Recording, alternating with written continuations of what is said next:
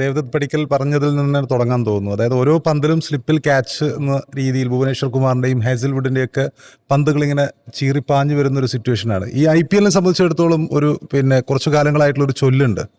ഭുവനേശ്വർ കുമാർ നിങ്ങളുടെ ക്യാപ്റ്റനോട് എനിക്കൊരു സ്ലിപ്പ് വേണമെന്ന് പറയുകയാണെങ്കിൽ അത് തീർച്ചയായിട്ടും കൊടുത്തേക്കുക എന്നുള്ള രീതിയിൽ. കാരണം ഭുവനേശ്വർ കുമാറിൻ്റെ പല വിക്കറ്റുകളും ഈ സ്ലിപ്പ് ആ ഒരു കോറിഡോർ ഓഫ് ആ സ്ഥലത്താണ് വിക്കറ്റുകൾ ലഭിച്ചിട്ടുള്ളത്. മുമ്പ് സൺറൈസേഴ്സ് ഹൈദരാബാദിലുള്ള സമയത്തും അതുപോലെ ബാംഗ്ലൂരിലേക്ക് വന്ന സമയത്തൊക്കെ അദ്ദേഹത്തിൻ്റെ വിക്കറ്റുകളിൽ കൂടുതലും ഇതേപോലെ wicket keeper catch or slip catch എന്ന രീതിയിൽ തന്നെ വന്നിരിക്കുന്നത്. First slip or second slip എന്ന രീതിയിൽ തന്നെയാണ് വന്നിരിക്കുന്നത്. അപ്പോൾ അത്രയും സ്വിംഗ് കിങ് എന്ന രീതിയിൽ ഇന്ത്യയിൽ നമുക്ക് ഏറ്റവും എടുത്തു പറയാൻ കഴിയുന്ന ഒരു ബോളർ തന്നെയാണ് ഭുവനേശ്വർ കുമാർ എന്ന് നമുക്ക് കൃത്യമായും കാണാൻ സാധിക്കും.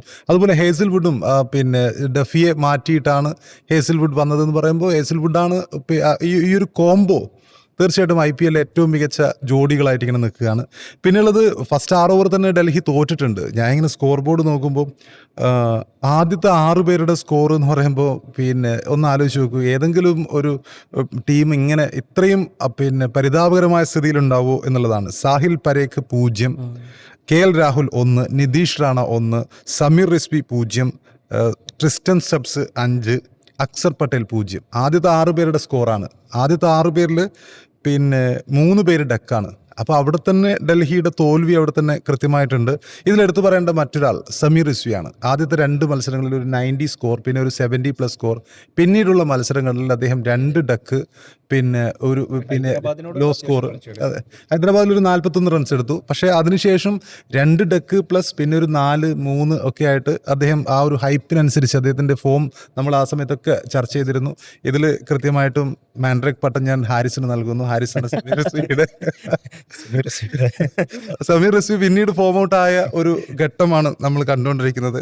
അതുപോലെ അക്സർ പട്ടേൽ അദ്ദേഹവും ഫോമിലല്ലാത്ത ഒരു സമയമാണ്. കാരണം ഈ IPL നമുക്കറിയാം ഓൾറൗണ്ടർ എന്ന രീതിയിൽ തിളങ്ങുമെന്ന് കരുതിയ ഒരു താരമാണ് അക്സർ പട്ടേൽ.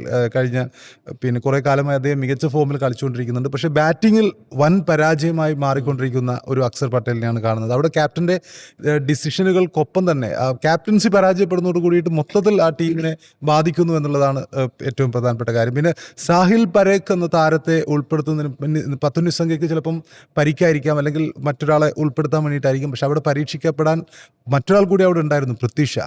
ഒരുപാട് കാലത്തിന് ശേഷം പൃഥ്വി ഷാ ആ ടീമിലുള്ള ഒരു ഇതിൽ സാഹിൽ പരേഖിനെ പരീക്ഷിക്കുന്നതിനേക്കാൾ പൃഥ്വി ഷായ്ക്ക് ഒരു അവസരം കൂടി കൊടുക്കുന്നതായിരുന്നു നല്ലത് എന്നാണ് എൻ്റെ ഒരു വീക്ഷണം. ഡൽഹി ഇത്രയും നല്ല താരങ്ങളൊക്കെ ഉണ്ടായിട്ടും ഡൽഹിയുടെ പെർഫോമൻസ് ലെവലിൽ നോക്കുമ്പോൾ അത് വളരെ ദയനീയമായിട്ട് ഇങ്ങനെ പോവുകയാണ്.